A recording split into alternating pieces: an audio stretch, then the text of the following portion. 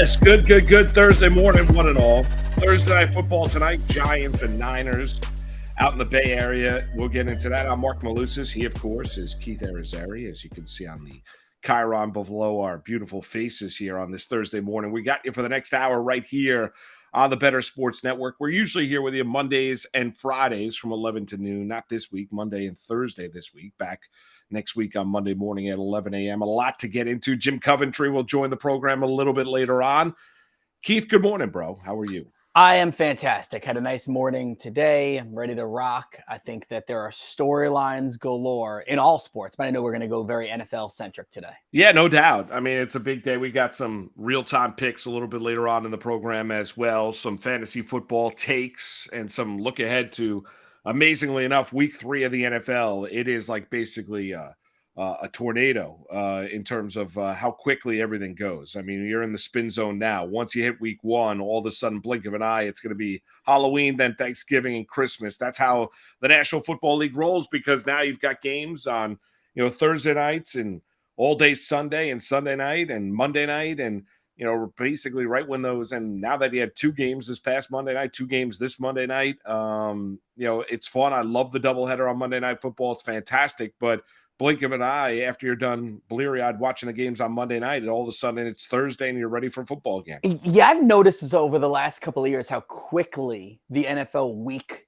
goes, right? Because you're spot on. You finish it on Monday, and in theory, you'd be like, all right, well, I've 2 days to recoup. No, I don't, because if you're in the fantasy world, you've got to get all your waiver claims in. You're scouring the market on Tuesday. You're waking up early on Wednesday.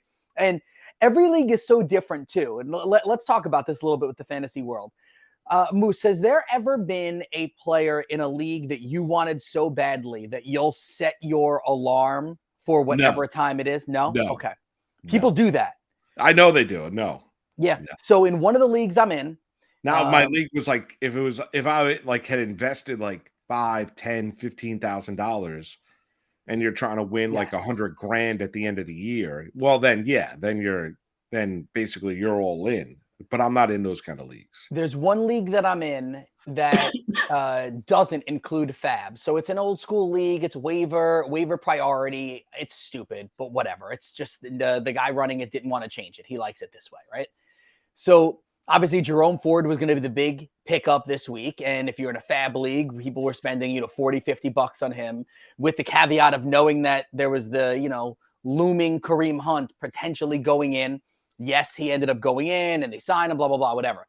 So in this one league, one guy at 2 a.m. Eastern time in our league is when the next day starts. He must have set his alarm for 2 o'clock in the morning because no one got Kareem Hunt, and he clicked on it, and we looked, and that was when the pickup was. It was like 2:01 a.m. was Kareem Hunt. Yeah. Good for that guy. It's not even that high price stakes. Like you said, like no, it's not thousands. You're in it to win it. Yeah. I just don't have, honestly, I value sleep a little bit too much, to be honest with you. Like, I just do. I wasn't going to stay up till 2 o'clock in the morning, but good on that guy, Kareem Hunt. Hopefully he ends up becoming the guy. Watch him split carries with him and Ford. I'm not rooting ill for Kareem Hunt, but I want this to fail for this guy who woke up at 2 o'clock in the morning. I'm rooting against him. Against him. His name's Chris. I'm rooting against him. Sleep's important to me. Yeah, exactly. Me too. I gotta be honest with you, especially when you have 3 kids. Sleep's important. You have 2 kids. You have children. Sleep's important. No, I'm good. Yeah, I'm not waking up. Maybe if I was a single man, and living a single life, and I was a gigolo working the town in New York City, maybe it would be something completely different. But maybe it's a case of. But now I've been married 15 years. I've got 3 kids. You know what? Sometimes you need the rest for your eyes. That's what it is. What's the earliest you would wake up for a waiver claim? Dude, I mean, 5? Maybe 5. 5? 5. Yeah. All right, let's put it this way. Let's say you thank you, Better Cash. David Lee Roth. Oh, just a gigolo every way. David Lee Roth, tremendous chest hair. It does have a good coif of hair. Yes, good chest hair. Well manicured. Right. Let's say you got home. Let's say it was a later night at Picks. your late nights at picks, you get home at like 1 o'clock in the morning, right? No, midnight. Midnight. Okay. Midnight. So let's say you get home at 12, and let's say you weren't tired, and it's Tuesday night, and you know the waivers begin in your league. I'll find a way to go to sleep. Yeah, you're not staying awake for an extra no, hour. because my kids are going to be up at 6:30 in the morning. It's not worth it. Yeah. It's not worth it. Not for Kareem Hunt, huh? Okay. For all you guys that got Kareem Hunt, good luck for you. For all you guys that got Ford, good luck for you as well. You feel terrible for Nick Chubb, who suffered what might be a career-ending injury against the Pittsburgh Steelers on Monday night after the hit by Minkah Fitzpatrick, and some debate about whether or not that was a clean hit or if it needed to be going after his knees, and obviously suffered a really significant knee injury when he was at Georgia. And saw the reports yesterday by Josina Anderson that he was in good spirits, and you might have to have 2 procedures. I mean, you wish the best for Nick Chubb because he's an unbelievable running back, and coming off a year last year in which he had, I think, 1,500 yards on the ground. So he's been an unbelievably productive running back, not just for the Cleveland Browns, for all you fantasy football owners out there as well. Want to focus in outside of Cleveland and the Hunt and Ford and Chubb stuff is, everything that's going on with the Chicago Bears, not their defensive coordinator, Alan Williams, more their quarterback, Justin Fields, because outside of Matt Deutsch, our boss here at Better Sports Network, there's not many and that are still on the Justin Fields train as far as being not just a good fantasy quarterback, but a franchise quarterback after what we've witnessed here the first 2 weeks of the NFL season. So, Brian, let's play the first cut. Here is when Fields met with the media and had an interesting comment about why he is struggling so much. Wasn't necessarily playing my game. Felt like I was kind of robotic and not playing like myself. So my goal this week is just to say F it and just go out there and play football how I know how to play football. Thinking less and just going out there and, playing off of instincts rather than just, so much, so to say, info in my head, data in my head, and literally just going out there playing football. I mean, just going back. So it's a game. That's when, I play my best is I'm just out there playing free and being myself. So bump all the, what I should do, what I pocket stuff, like I'm gonna go out there and be me. So yeah. When you're playing like yourself, what does that look like? We'll see. So when you say thinking less, what do you think was causing you to think so much, maybe think too much?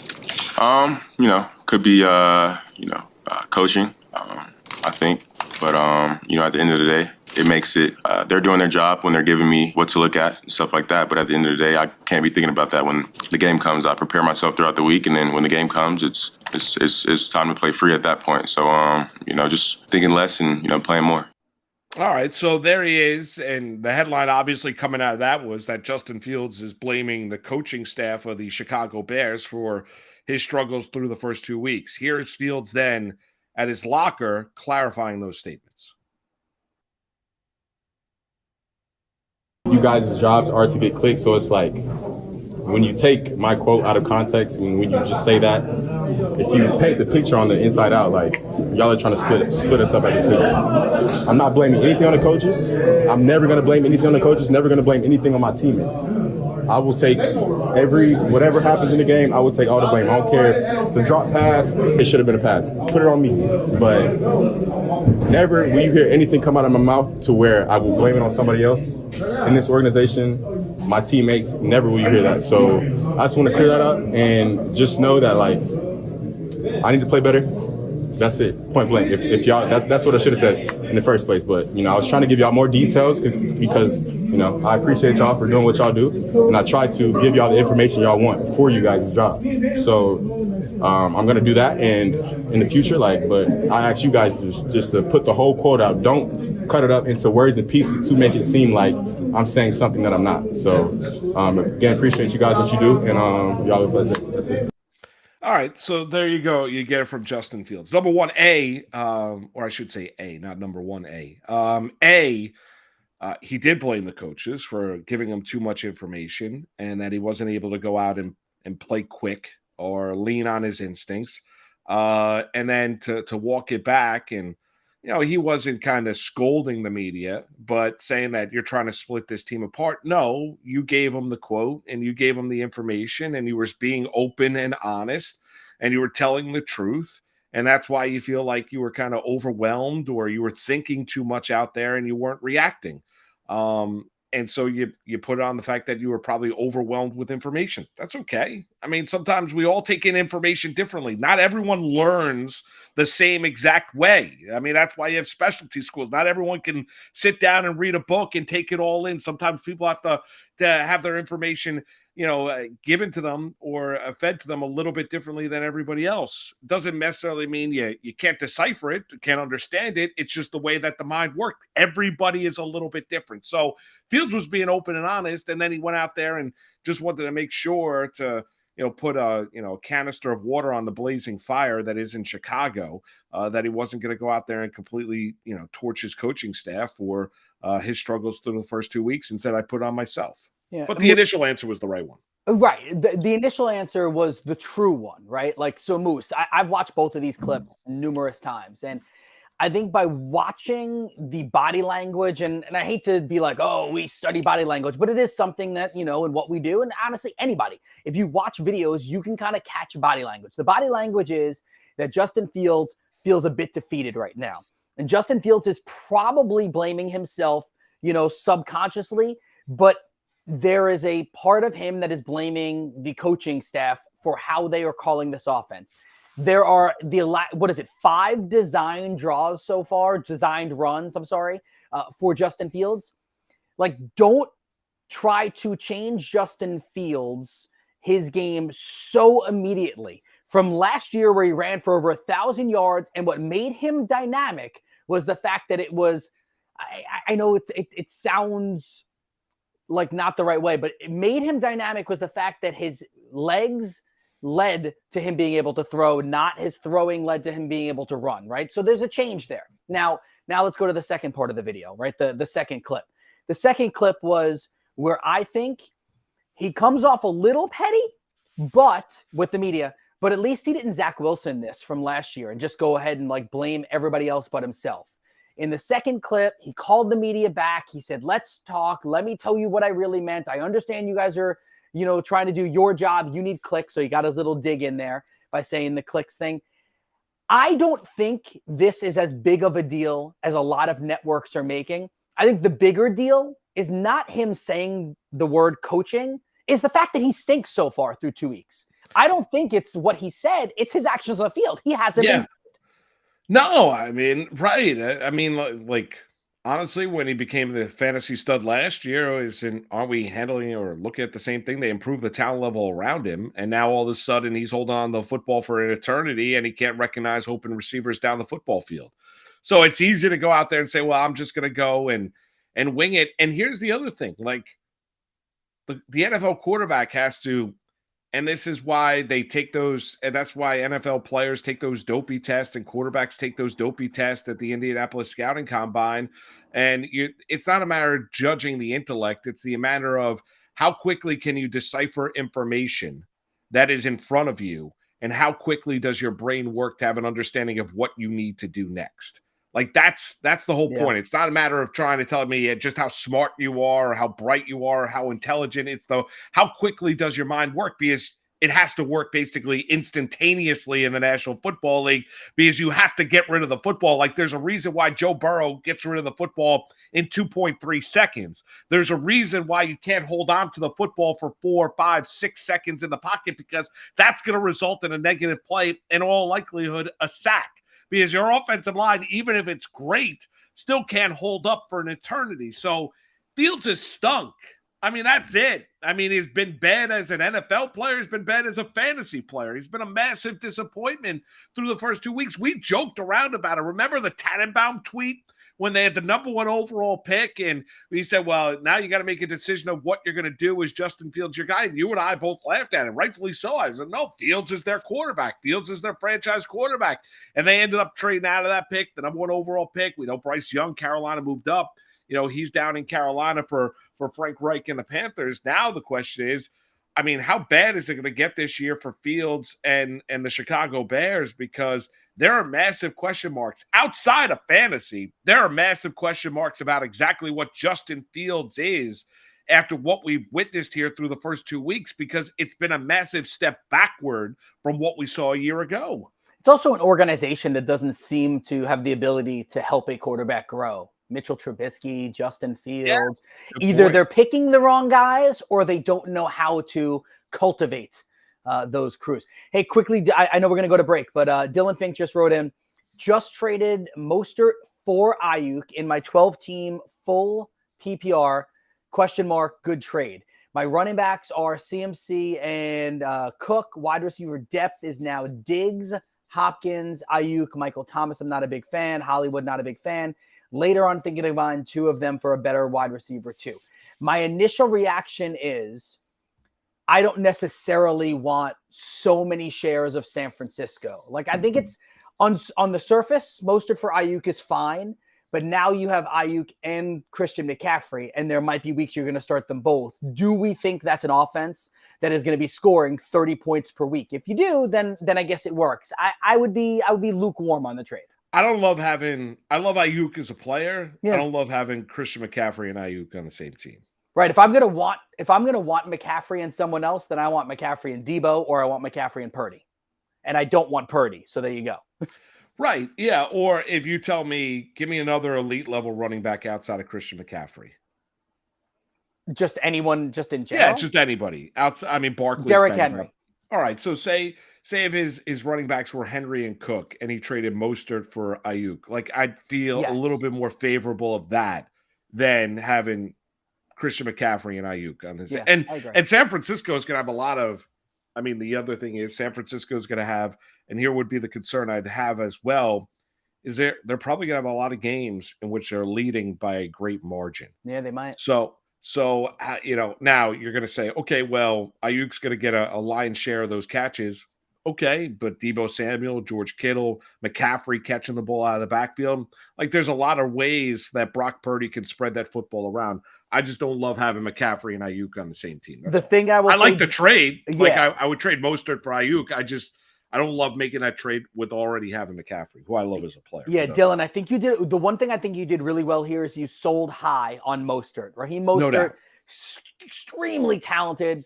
He can't stay healthy. We also don't know what the Dolphins are going to do with that running back situation.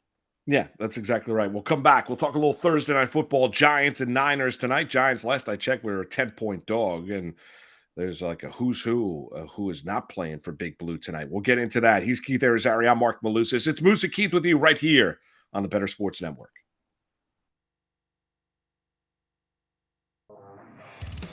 Jake Ferguson, I think, is going to be one of the biggest frauds in fantasy, to be honest. I'm trading Jake Ferguson in Dynasty for anything right now. I'm trading him in redraft if somebody will take him. He scored the touchdown on a 1-yard play this week, but this guy, last week, he played 75% of the snaps, only ran 50% of the routes. This week, we were hoping that would change. He only ran 21 of 43. Not even half again. So we were hoping he would improve from 50, worse than 50. So Jake Ferguson, not the guy we want. And you saw it. I mean, if you watch the game, they weren't locked in on anybody. They had Hayden Hendershot out there, got a goal line carry. Luke Schoonmaker, the rookie, scored a touchdown. Like, they are not committed to just one tight end. And if you have CeeDee Lamb and Michael Gallup and Brandon Cooks and Tony Pollard, if the tight end isn't playing every single snap, then he's not relevant. I mean, even if the one guy was playing every snap, you're not going to get a Dalton Schultz because there was no Brandon Cooks last year, and Michael Gallup was coming off an ACL. So the conditions changed, and now this guy's playing a partial snap share. Sell Jake Ferguson now. And people tell me, oh, Dak Prescott loves throwing to the tight end. That's not even true. There was a guy on Reddit that just posted a study. His name is, like, I Call Cats or something like that. Great study, though, that showed that Dak Prescott doesn't target the tight end on an above average level. I mean, CeeDee Lamb got 156 targets last year. 156. And Michael Gallup and Noah Brown combined for 150. So, and the running backs combined for 85. So what is it? Does he love the tight end, but he also loves CeeDee Lamb, and he also loves the other wide receivers, and he also loves the running backs? Or just Kellen Moore just throw the ball a ton? That's what it was, right? So it's like this whole he loves the tight end situation, that's not even true, right? Or he just loves everybody. Maybe he does love the tight end, but clearly he loves CeeDee Lamb. No, like clearly he loves the running backs. So just don't worry about it. Forget about it. Trade Jake Ferguson for whatever you can get right now.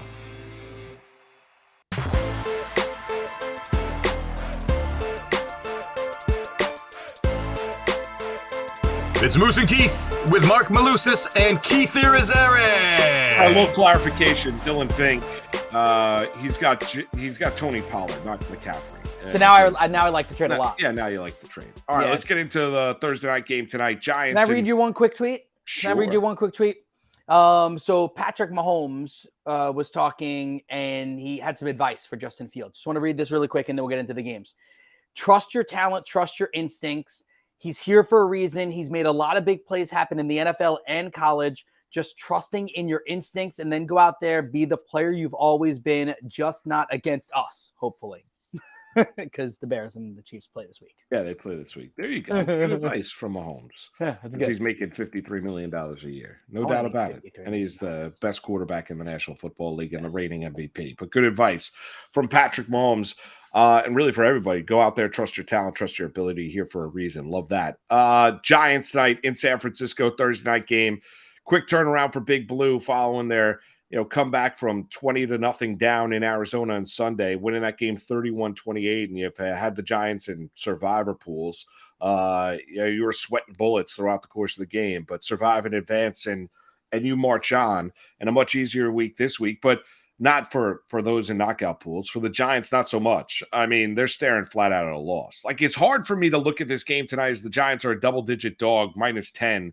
Last I saw on the betting line, depending on the market, you're looking at 9.5, 10. High water mark I saw was like 10.5. Giants, no Saquon Barkley, who's been ruled out.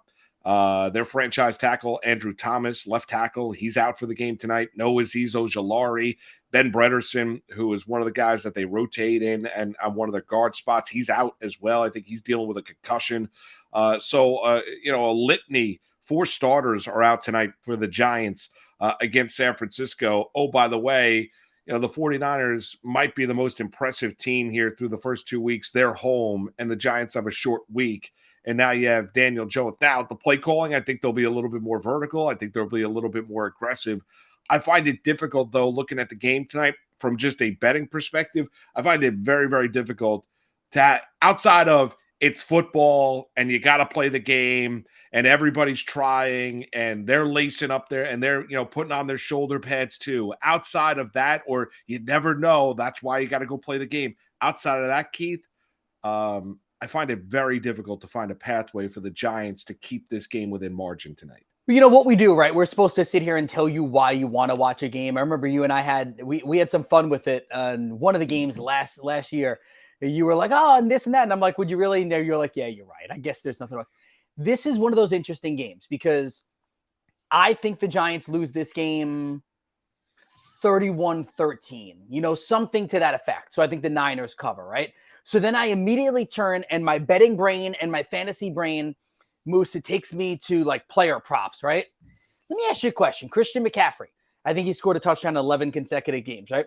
What do you think? I don't know if you've looked at this yet. Bernsey, I see you wrote it to us. You gave him the answer. What do you think? Well, I can't do it anymore. The best price on McCaffrey anytime touchdown is -220. I was on my Bet Stamp app right here. So DraftKings -220. You got FanDuel at -270. Bet Rivers -250. PointsBet -275. It's crazy, right? So like I was trying to find a way. So I think tonight's a night where you have to parlay something. Maybe you go over to like the Better Cast and you check out like the free games that we have going on tonight. I want to win NFL swag. Yeah. I would like to win stuff. I don't know. No Are doubt. we allowed? No, I don't think we're allowed. But it's awesome. You got to check it out. It's fun. It's fun, fantastic. Keith and I, we were part of it last year at times, hopping into the Better Cast. It's a cool event for everyone out there. So make sure you check that out. Time for the Thursday night game. Listen, I think there's ways to bet the game and make it more entertaining. And I gotta be honest with you, like we both live in New York, right? I'm around the Giants. I have to talk about the Giants. Like I'm going to be watching the game. I'm actually doing an NFL watch party tonight with Sean Landetta, former Giant. That's fun. Yes. So Giant watch party tonight. So I'm doing that this evening. So like the game to me is going to be fun. I just think when you've seen this Giant team go up against upper echelon teams, you saw it against Dallas week 1, that was 40-0. You saw it last year in the second round of the playoffs against the Philadelphia Eagles. They got completely and utterly destroyed. The Giants are an improved team, and they were obviously showed that improvement in the second half against Arizona. I just don't think they're anywhere close to what San Francisco is. And I think San Francisco would have to play like a C-level game where maybe Brock Purdy gets hurt, something like all of a sudden you're looking at Sam Darnold for this game to be close. So I'm toying around. I went to DraftKings for this one. So if you took the Niners on the money line, Yeah. you put McCaffrey anytime touchdown, and then added in the Niners to get at least 28 points, that's the best way to get you into plus money at plus 135. I don't know if is that juice really worth the squeeze? Plus 135 for a 3-leg Let me ask you, parlay? what about if we do, just because sometimes I'm a believer, things happen for a reason, right? Okay. So Dylan Fink fired us a question about Brandon Ayuk. Sure. So say we do McCaffrey anytime touchdown, Ayuk anytime touchdown, 49ers money line. And take away the 27.5 points for Yes. the Niners. All right, we'll take that away. And you want an Ayuk anytime touchdown. We'll do this for Dylan Fink. That gets us to plus 275. Yeah. I mean, that's better. That's better. I mean, I like that.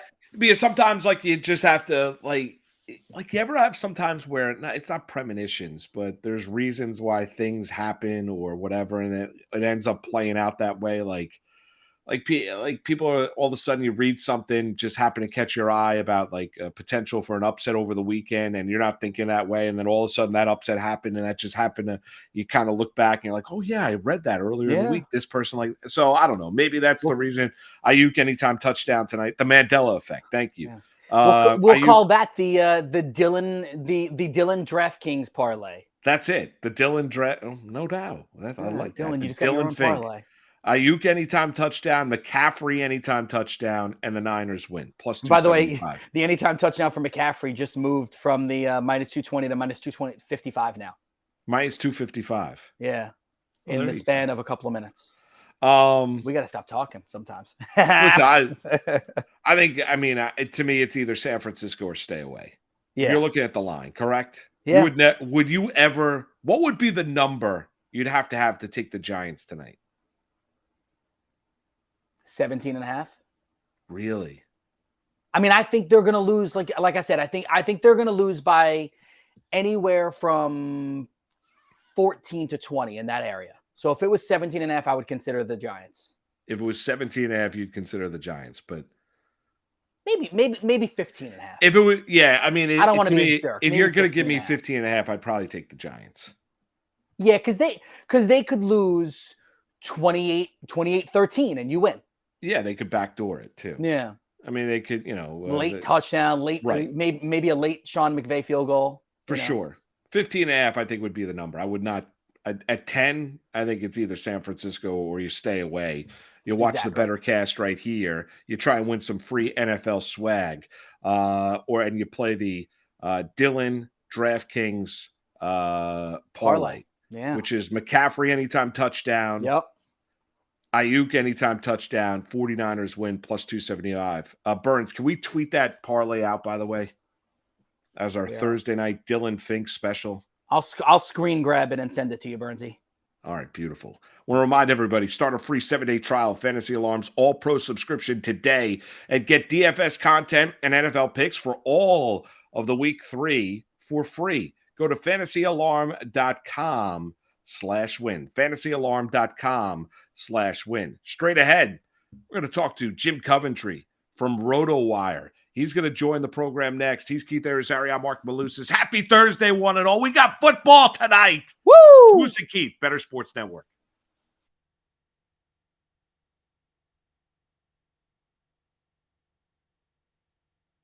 What can we expect from you out there on the track tonight? Listen, I have a wife, 2 kids. I have, full-time jobs. I'm never nervous. I don't even know what that word means. Can you explain what nervous means? No.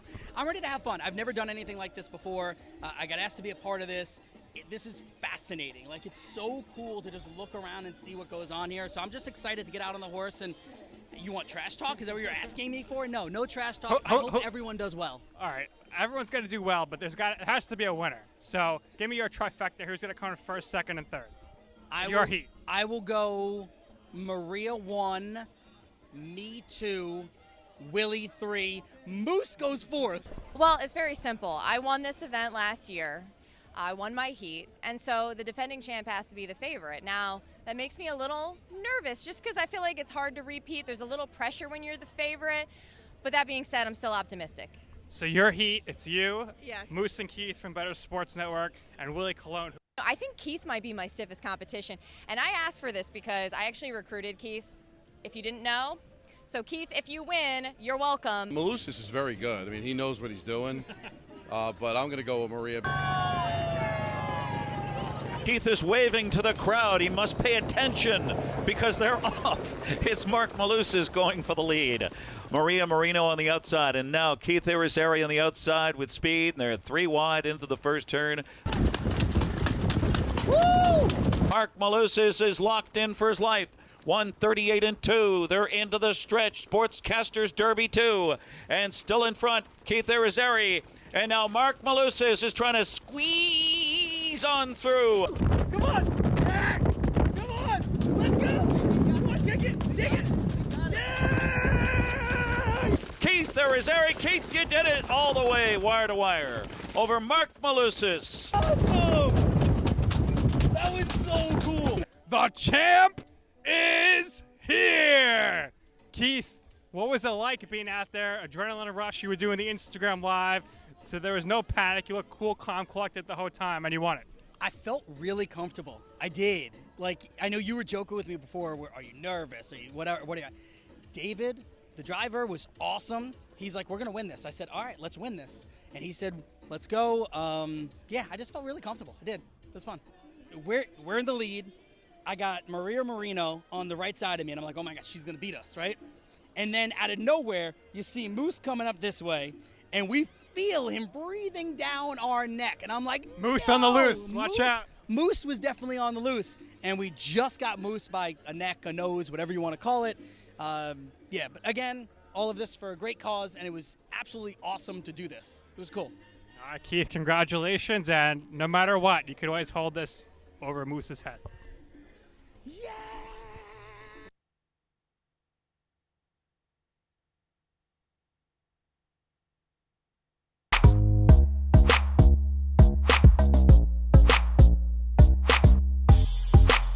It's Moose and Keith with Mark Malusis and Keith Irizarry. I love that. I love that commercial. I love That's it. great. It's my favorite. Congratulations. Victory. Hopefully I'll get my revenge this next May Oh, I when we can't do it wait till again. next May. Jim Coventry joins the program now. Hit him up on Twitter, or X as we're calling it, at Jim and Coventry NFL from RotoWire. Good morning, Jim. How are you doing, bud? Man, I'm getting on the horse with a couple of jockeys here. Life is good. Jim, let's handicap it. Do you think I go back to back next year, or you think Moose upsets me? What do you think? I think it's one of those sports where it's just going to be cyclical. I think an odd number of years it's Keith, even number of years it's Mark. There you go. I love it, Jim. Want to get your thoughts. A couple things. Running back situation. Let's start in Cleveland.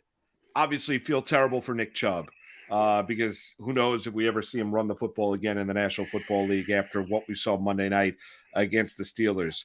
For fantasy owners out there, Ford and Hunt, the scenario out there in Cleveland, how do you think it plays out, Jim, fantasy-wise? So Kareem Hunt was a declining player last year. It was very apparent seeing that he's not old enough to be like a declining player, but he is. And so he comes in because of familiarity with the system. I think that's the main thing. And they probably don't want Ford being on the field for every snap. No team wants to do that. Ford was seeing significant work with Chubb. So I do think, though, Hunt cuts into the receiving downs. I think Ford's going to be more of the first and second down runner. He'll see some passing work.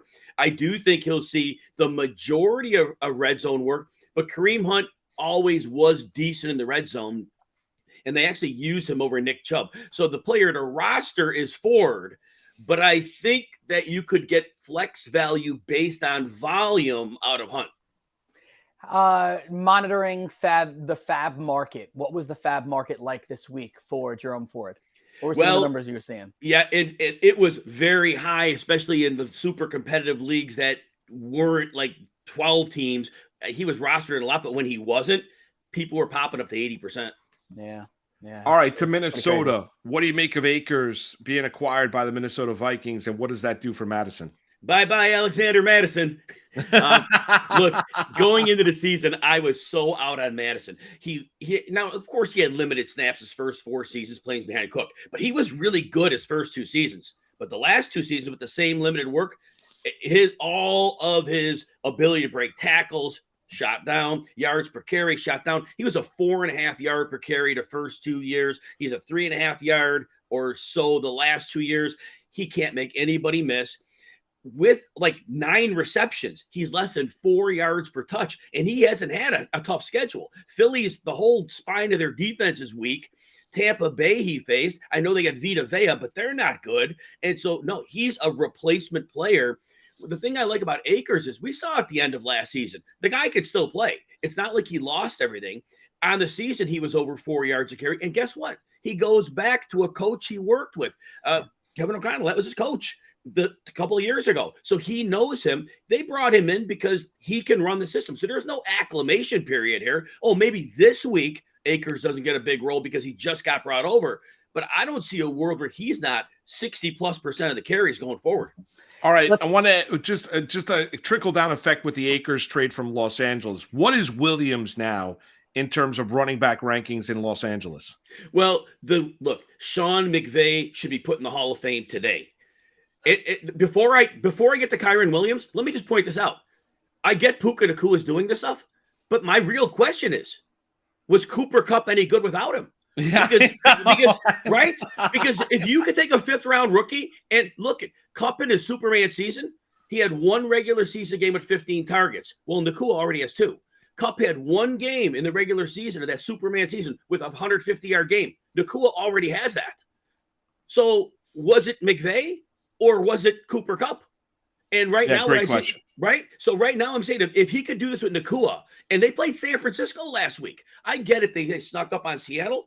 So back to your question, Kyren Williams. Well, Kyren Williams is playing from the genius as well. Now in week 1, he outplays Akers. I watched the film on this game. Well, it was real simple. When Akers was in the game, Bobby Wagner and company, they just walked everybody up to the box. They were expecting a run. Akers had a few really good runs, but on a lot of them, he was hit 4 yards behind the line by 2 people. He was done.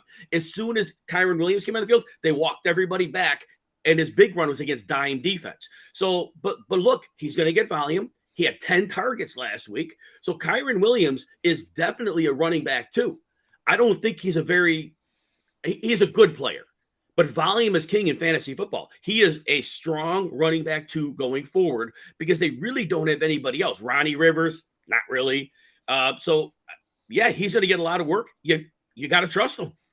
Stay in LA with the Rams for a second. And you mentioned Puka Nacua, and that's actually where I was going to take this one. So with Nacua doing what he's doing right now, knowing that the earliest Cooper Kupp could be back would be week 5, what does this offense look like? I'm going to throw the big word if Kupp is healthy. So there's 2 parts to this question. One is Cooper Kupp. Nacua is playing the Cooper Kupp role right now, and he's doing very well in it. Cooper Kupp could do more than the Cooper Kupp role because he has so much experience with this offense. He can do so many different things. So it might make sense to keep Nacua in the Cooper Kupp role and give Cooper Kupp more versatility, more outside snaps. Certainly, they both then could thrive, but the ceiling for both comes down. But right now, McVay has this pass, and he's getting it out quick. Does not want Stafford taking hits.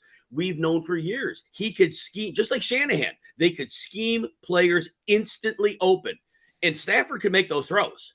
Now, we know Stafford goes in the toilet sometimes for long periods of time out of nowhere, and that's a real possibility. Right now, he's playing like good Matthew Stafford, but getting it out quickly and with those 2 getting open right away, yeah, they both of their fantasy values will take a hit. I'm going to point that out. Kupp's going to take a hit. He probably is more like wide receiver 13, 14 instead of wide receiver 3, and Nacua instead of whatever he is now, top of the rock, he's probably more like a top 20-ish receiver. They're both valuable.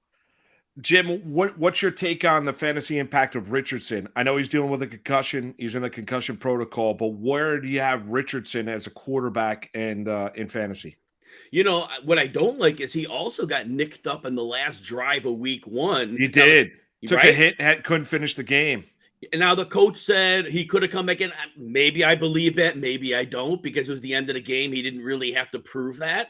So that's 2 injuries in 2 weeks. Physical style runner. There aren't many other weapons the defense truly has to worry about. So they can just start launching bodies at Richardson. And maybe he's big enough to overcome it. But 2 injuries in 2 weeks, I'm nervous. I'm very nervous because he's going to take a ton of hits.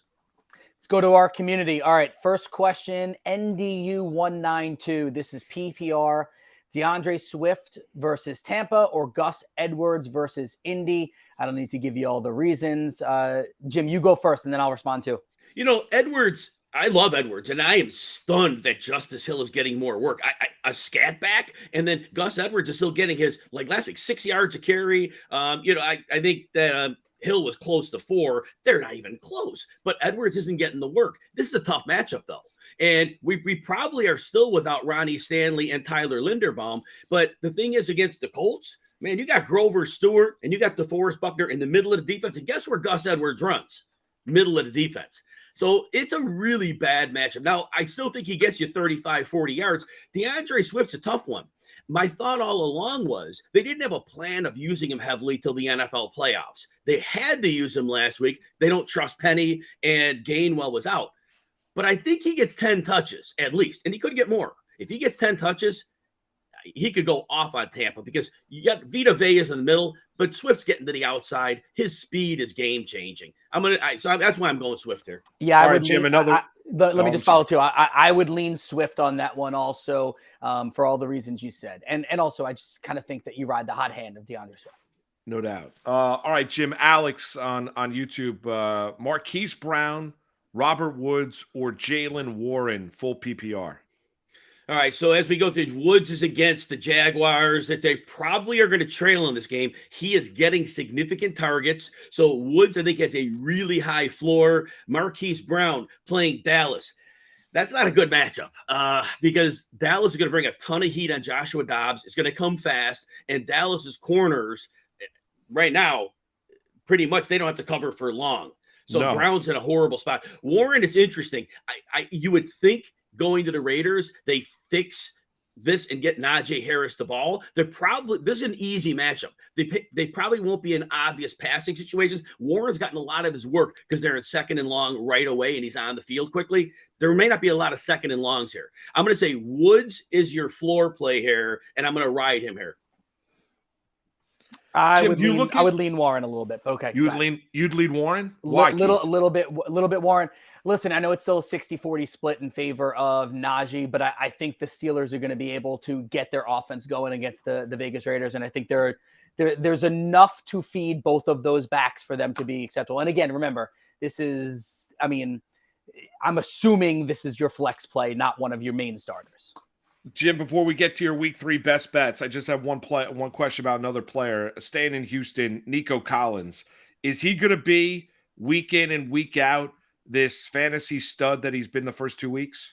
Yes, he was on an emerging path. He just got hurt a lot. Now, he's got to stay healthy, and he hasn't stayed healthy for 2 years. We don't know that's the case. He is running dominant alpha receiver routes. He is starting on the outside, and he's running those in breakers, leveraging corners, and Stroud is getting the ball in stride. Nico Collins is a beast after the catch. He's a beast on the boundary, and in the red zone, 50-50 balls are more like 80-20 balls. This guy is the real deal. And like I said, I do think C.J. Stroud is perfect for him. That upgrade from Davis Mills to C.J. Stroud has been amazing. Nico Collins, he is a definite wide receiver 2 going forward. Nico Collins came into the year. He's one of my guys that I wrote about that it could be a fantasy breakout. I did love me some Nico Collins. So, all right, what are your week 3 best bets? Well, let's take one tonight. And by the way, guys, I heard you talking about Brandon Ayuk. He's hurt. I wonder if he's playing tonight because he was in and out of that game with a shoulder injury. It's a short week. I don't know what the inflammation was like. Be careful on that one. I think he gives it a go, but if they don't need him, they might not use him. But the bet I'm loving tonight, first, I'll just give you one for tonight. Nick Bosa. I got him yesterday on DraftKings over 0.75 sacks at plus 100 money. Now, today they changed it to put over 0.25 sacks for minus 140. Don't like the juice there, but here's the deal. Left tackle Andrew Thomas, out. Left guard Ben Bredesen, out. The center and the right guard, both making their third career starts, and Evan Neal, do I have to say any more on the right side? And no Saquon Barkley. There's going to be a lot of obvious passing downs. There are going to be plenty of pressure situations. And you think we're really stopping Nick Bosa on a primetime game? No. The answer to that is no. All right, so you got Bosa. What else do you like, Jim? So the Chiefs over 30.5 points against the Bears. I like isolating single team totals because there's a lot of things that can happen in this Bears-Chiefs game. One of them is Justin Fields is talking up this week. He might just start doing his own thing and going back to running the ball. So there's a lot of variables there. But the one thing that's not a variable is the Bears can't play defense. And they lost Eddie Jackson last week. He was carted off with a foot injury. And then look, he might not be very good, but Kyler Gordon, he's on the IR. So a bad defense is without a couple more people. Now, the Chiefs, look, 17 points against Jacksonville. We didn't like that. 20 against the Lions. Kelsey, another week of health. This offense needs a big game. The Bears can't stop them. And I think there's plenty of scenarios. So if Fields gets going on the ground and he goes crazy, it's a shootout and they get there. If it's not and the Bears stink, it's short fields for the Chiefs and easy scores there. So, yeah, the Chiefs over 30.5 points. I love that one. Beautiful. And your last one? And the last one, you know what? I do like the Cowboys minus 12.5 at Arizona. Arizona almost won both games. Week one, I knew that teams would be overlooking Arizona. Everybody thinks it's an automatic win. Washington came in and was sleepwalking. They barely got out of there. The Giants, for whatever reason, after coming off that loss to Dallas, they should have been sleepwalking. And then in the second half, we actually got to play. And then they go out and beat them. Arizona's not a good team. This line, even though it's on the road, should be 15.5. Dallas isn't playing games this year. Dallas is coming out. They are ripping at defensively, getting after you. Offensively, look, they look good offensively. I know they played the Jets in week one, but that was fine. But we see the plan they have right now. They've got you covered through the air. They got it on the ground. The play calling, look, we hate Mike McCarthy sometimes, but right now what he's doing, you can't argue. Dallas is going to throttle them.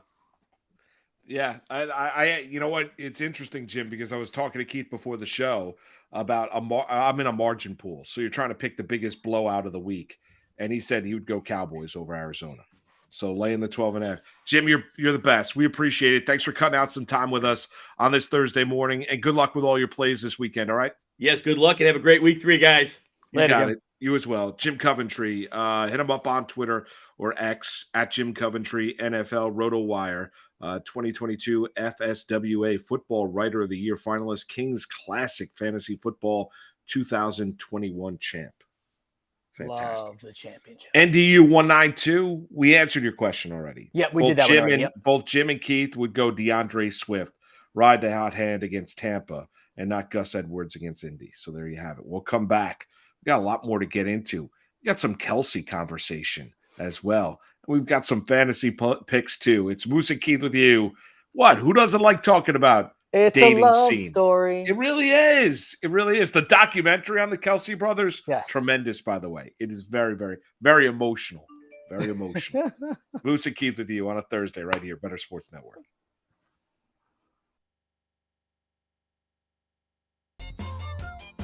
I like to eat my feelings. So when I'm like super sad, single serving pint sizes of Ben and Jerry's, I just start shoveling that in, and it makes me feel bigger and better.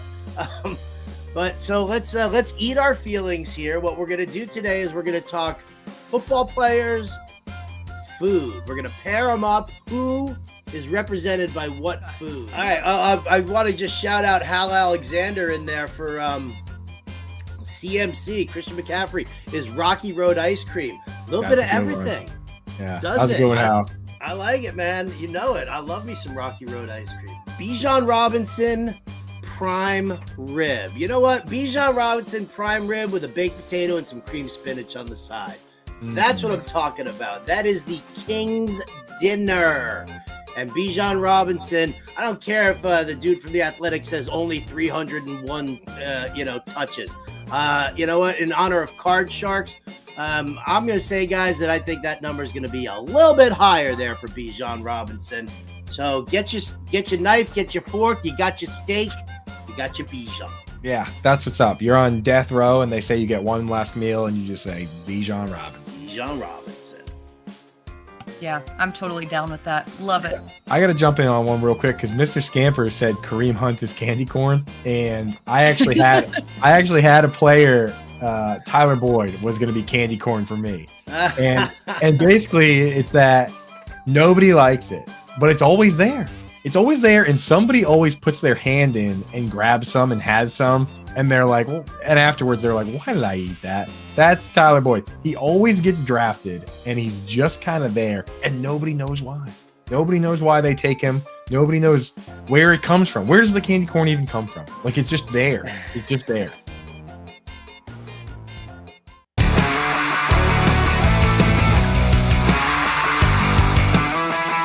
It's Moose and Keith with Mark Malusis and Keith Irizarry.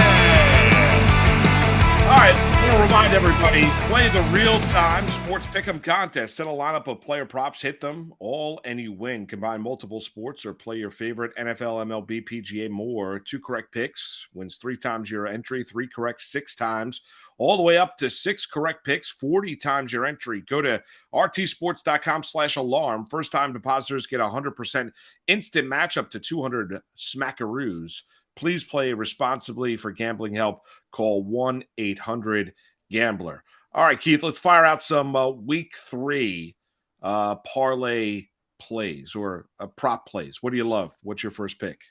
All right, let's go to, we'll take you over. Want to just do, well, let's do one for no, not tonight. Yeah, no, not tonight. Let's go to Denver and Miami. Okay. Yes. And I'm going to get Tyreek Hill over 83.5 receiving yards. He's going to bounce back from a little bit of a down week last week. Guess what? It's not the Patriots defense he's playing against. Give me Tyreek Hill over 83.5. All right, let's go Houston, Jacksonville. We just talked about this guy, a Keith Irizarry special. I'm going to go Nico Collins over 54.5 receiving yards for the Houston Texans down in Jacksonville. Love me some Nico. All right, let's go with a borderline revenge situation here. And hear me out when I say this. Justin Fields is going to take revenge on the media. Justin Fields is taking revenge on everything ahead of him. And he goes over 58.5 rushing yards against the Chiefs. I think the Chiefs still blow out the Bears, as evidenced by the Bears losing basically every single time Justin Fields is under center. But I think he gets over 58.5 rushing yards. All right, Jets home. They've lost 14 straight to the New England Patriots. I'm not going to give you a pick on the game, obviously, but I'm going to give you a Jet. He was bothered by the amount of touches he had against the Dallas Cowboys.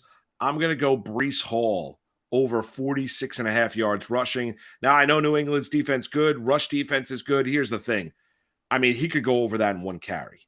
I mean, that's the thing with Breece Hall, is that he is not a guy that you need to have 12, 13, 14, 15 touches. He doesn't necessarily need to be a volume guy.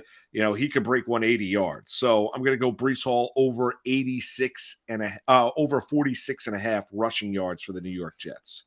All right, I will give you one more play, and I just wanted to double check this one. Yep, there it is. All right, so I am going to go with Deshaun Watson over 19.8 fantasy points.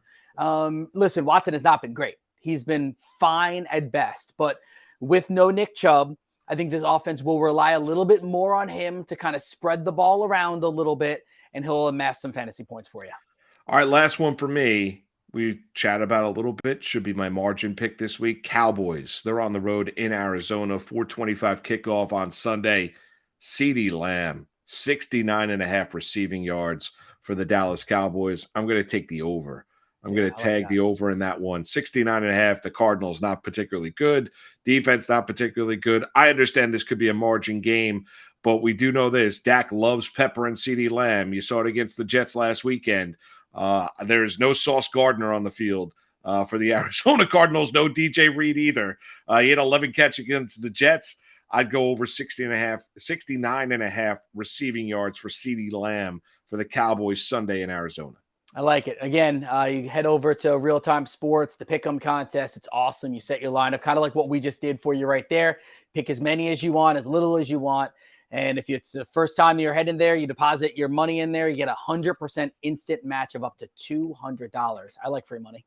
All right, Travis Kelce's in the headlines, not just because he's an all-time great and a future Hall of Famer at the tight end spot, because he is reportedly seeing, dating, hanging out with superstar icon Taylor Swift. Here's his brother Jason Kelce on WIP talking about Travis and Taylor.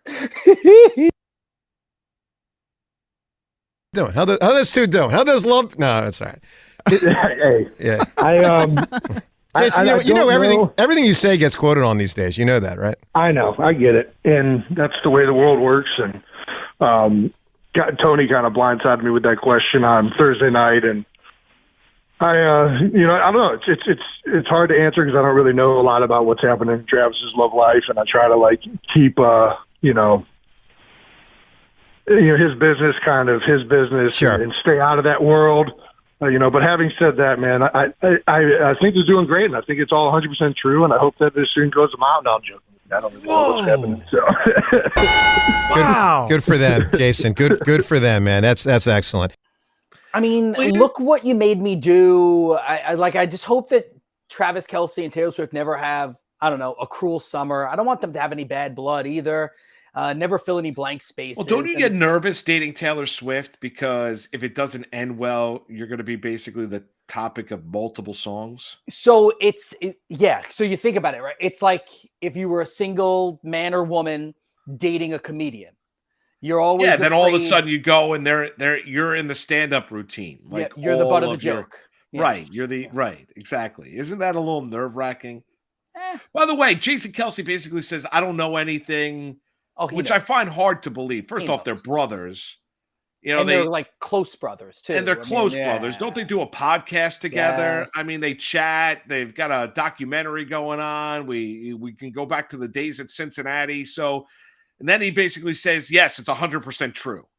And I also love Travis saying that he's like almost embarrassed by it, yet it was kind of him that put it out there.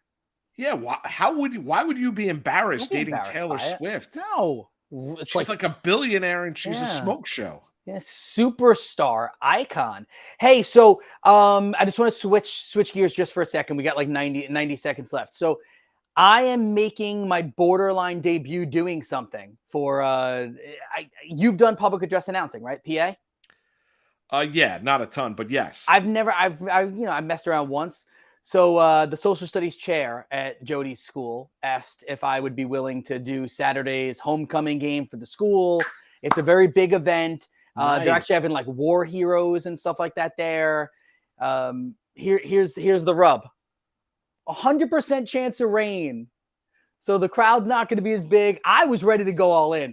So I had asked him, like, you can't let the crowd decide it. You got to be into it no matter what. Now, so I've already decided. Tell me if you're okay with time. I'm gonna because I know a lot of the teachers at the school, and a lot of them will be there. I was thinking of like making some, when we're, there's a timeout on the field, being like, hey, just a reminder, head over to Miss Russo's third period class, blah, blah, blah, like do things like that just for fun and make fun of some of the teachers. What do you think about that? Yeah, why not? Throw a few in there. Is this a roast or are you doing? Yeah, no, I want to make fun of some of the teachers. Yes. You should put it. Can I get some video? You should tweet that. If it's not a monsoon, I'll probably Instagram live a little bit of it. You got to do that. Yeah. And Austin and Alex are going to be with me. I already told both of them they could be my spotters. You're going to have a great time. I think it'll be fun. Yes. I'm just hoping it's not pouring. I'm hoping it's not hopefully it's not raining. But are you out in the air? Like, there's a meeting. There's a meeting that's starting shortly to decide where they're putting me if it's raining. So my guess is they don't have a booth. Well, enjoy that. Hopefully they give you an umbrella. Have fun. That's great. It's going to be great. Fun. Yes. And we'll talk about it on Monday. Yes. Lean into it. That would be my advice. Yes. Guys, have a great weekend. Talk to you Monday. Falcons! That's awesome.